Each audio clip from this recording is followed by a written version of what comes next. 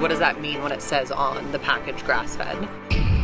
I was a little bit nervous about it because I know you have to understand all facets to understand how cattle are produced. Are we going to turn young chefs off of cattle production? Everybody was really open. I loved the questions. We shouldn't be scared of the question of what is a happy cow and what are the reasonable limits of production. We have to understand the science behind everything that we do in order to get it right and do it better. Let's put it this way, the genetics that we're raising today are so superior to genetics that we were 15 to 20 years ago, we've actually moved yield grades. It's very hard work what they do. Speaking with environmentalists and the people who are actually raising these cattle, you have a totally different perspective leaving it. It's unbelievable. I think we're in a great industry and we have a fantastic story to tell and on all sides. You're a big part of our game, so Thanks, man. yeah.